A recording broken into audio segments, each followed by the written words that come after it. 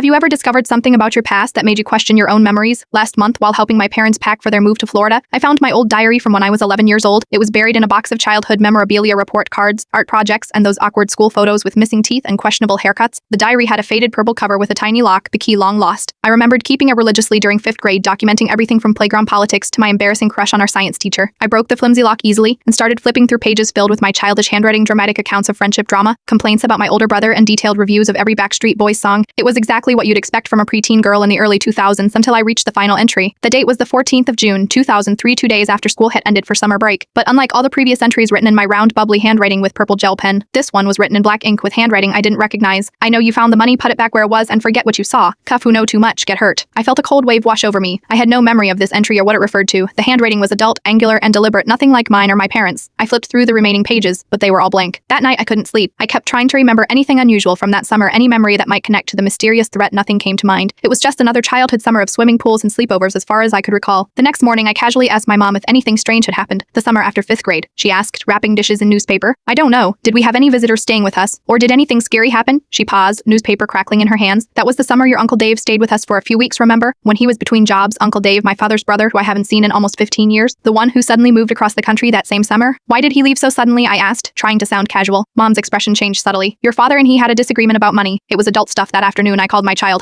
best friend Emma, who lived next door back then. Do you remember anything weird happening at the beginning of summer break after 5th grade? There was a pause. You mean when your uncle left in the middle of the night and the police came the next day? The police? I had no memory of this. Your parents told everyone it was about a break-in down the street, Emma continued. But my mom said your dad caught your uncle stealing from him something about a safe in the basement. I've spent the last 3 weeks piecing together fragments from old neighbors and family friends. Apparently my uncle had stolen my father's retirement savings, nearly $50,000 in cash he kept in a safe because he didn't trust banks after the recession. The police were involved, but no charges were filed. Family loyalty, I guess. And somehow 11-year-old me had witnessed something significant enough that my uncle felt threatened enough to write a warning in a child's diary. I called my parents yesterday and asked directly about what happened. The long silence before my father's carefully measured response told me everything. Some things are better left in the past, he said finally. I'm driving to their new house next weekend not to help them unpack, but to find out what really happened that summer, and why someone thought it necessary to threaten the child and then erase the memory from her mind. Sometimes the skiers' stories aren't the ones we remember, but the ones we've forgotten.